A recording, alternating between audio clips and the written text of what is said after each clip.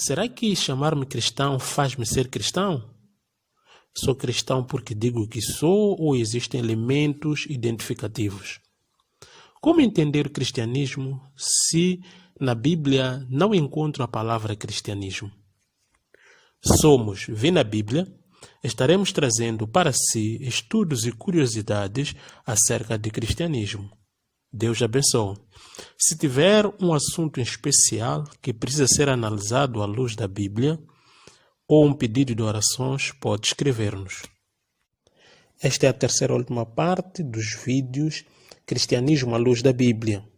Será que chamar-me cristão torna-me cristão? Obviamente não.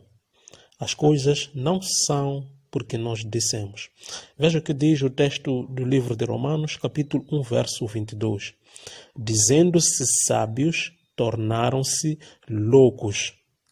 Bem, se as coisas funcionassem mediante uma confissão positiva, na verdade, essas pessoas não seriam loucas, seriam sábias.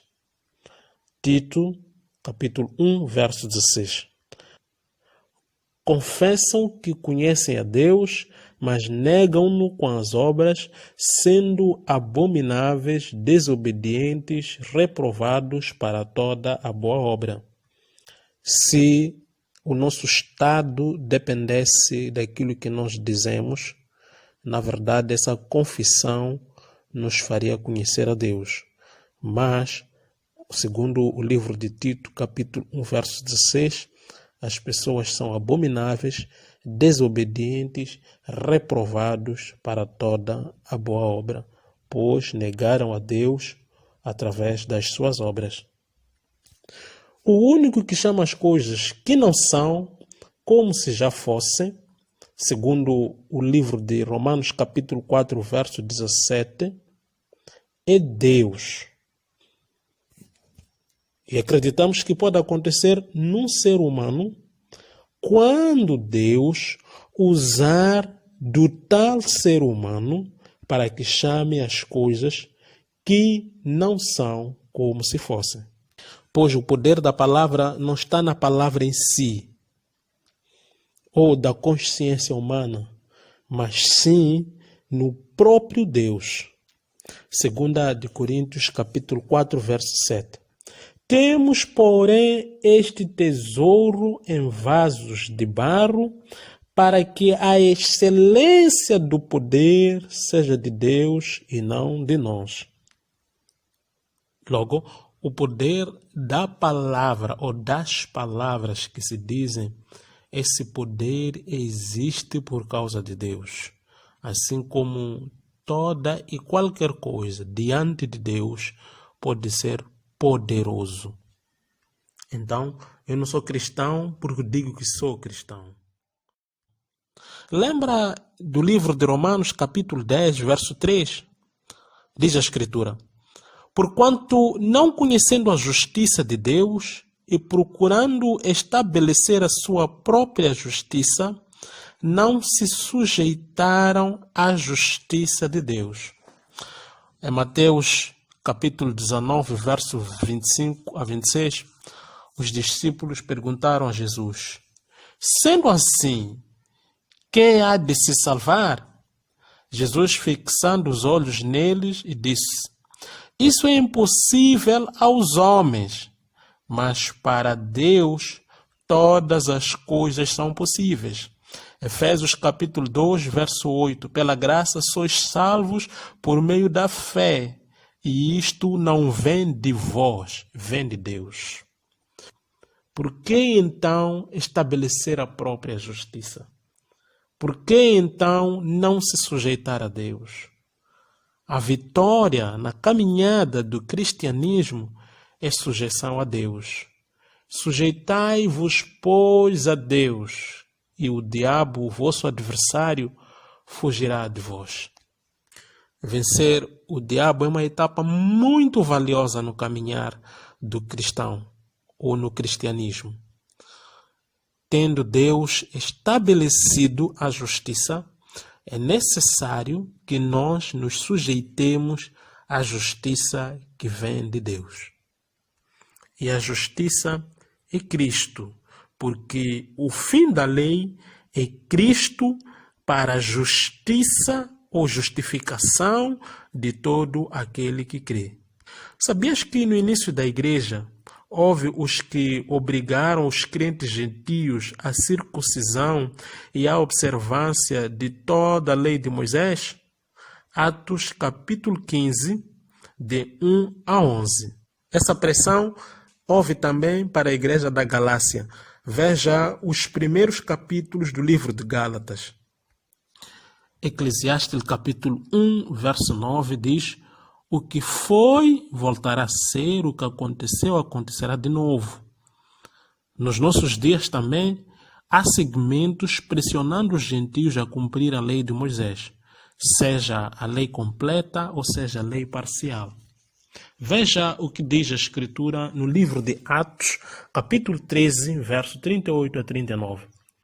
Sendo assim, meus irmãos, ficai cientes de que mediante Jesus vos é anunciado o perdão dos pecados. 39. E por intermédio de Jesus, todo aquele que crê é justificado de todas as faltas que antes não pudeste ser justificado pela lei de Moisés.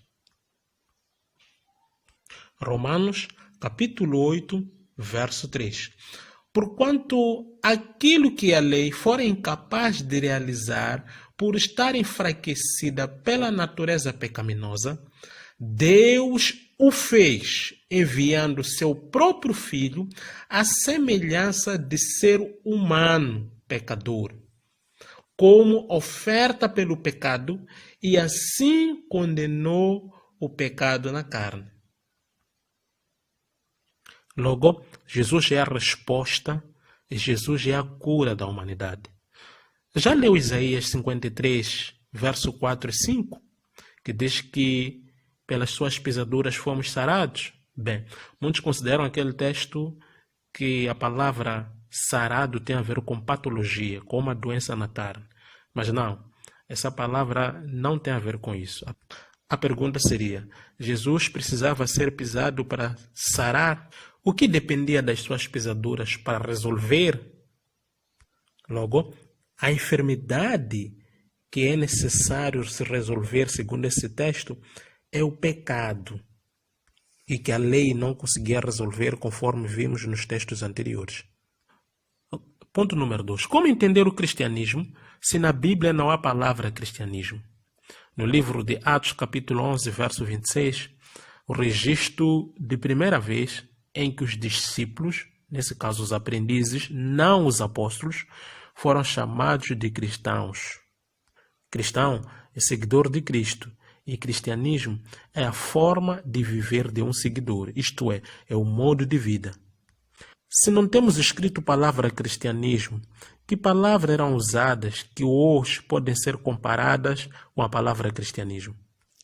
Dinamismo linguístico. Este capítulo irá trazer palavra comparativa, a qual hoje é comparada pela palavra cristianismo. Na leitura, a palavra cristianismo hoje pode estar a substituir a palavra fé em vários textos. Isto é, quando a palavra fé é usada para caracterização de uma época ou o modo de viver, e não uma condição humana. Vejamos, Gálatas capítulo 3, verso 23. Antes que a fé chegasse, estávamos sob custódia da lei, nela aprisionados até que a fé que haveria de vir fosse revelada. Gálatas capítulo 3, verso 25. Agora, no entanto, havendo chegado a fé, já não estamos mais sujeitos a esse tutor. Romanos capítulo 3, verso 31. Anulamos, pois, a lei por causa da fé? De modo algum. Ao contrário, confirmamos. E etc. Nota, não aconselhamos a substituição da palavra fé com a palavra cristianismo. Não, simplesmente trouxemos esta reflexão para a nossa compreensão nos nossos estudos. A Escritura não pode ser alterada. Vejamos um texto muito rico acerca da aliança feita na cruz. Capítulo 8, verso 7 a 13. Diz a Escritura: Ora, se aquela primeira aliança não tivesse imperfeições, não seria necessário buscar lugar para a segunda. Porquanto, ele declara, repreendendo o povo por suas faltas: dias virão, diz o Senhor, em que estabelecerei com a casa de Israel e com a casa de Judá uma nova aliança. Judá é onde nasce Jesus. Não conforme a aliança que fiz com os teus antepassados, no dia em que os tomei pela mão para os conduzir até fora da terra do Egito, pois eles não continuaram na minha aliança, e eu me afastei deles, assevera o Senhor. Esta é a aliança que farei com a casa de Israel, passados aqueles dias, garante o Senhor. Gravarei as minhas leis na sua mente e as escreverei em seu coração. Eu lhes serei Deus e eles serão o meu povo. Ninguém jamais precisará ensinar o seu próximo, nem o seu irmão, dizendo: conhece o Senhor, porque todos me conhecerão, desde o menor deles até o maior. Pois eu lhes perdoarei a malignidade e não me permitirei lembrar mais dos seus pecados. 13. Ao proclamar nova esta aliança, ele transformou em antiquada a primeira, e o que se torna superado e envelhecido está próximo do aniquilamento. Dizer que os nossos estudos têm conteúdo progressivo, por isso pedimos com que veja os vídeos A Bíblia Sagrada, parte 1, 2 e 3, Cristianismo à Luz da Bíblia, parte 1, 2 e 3, e tenha em si essa responsabilidade, Efésios 4, 11 a 12, precisamente o verso 12, que diz que com o propósito de aperfeiçoar os santos, vá aperfeiçoar os santos para a obra do ministério.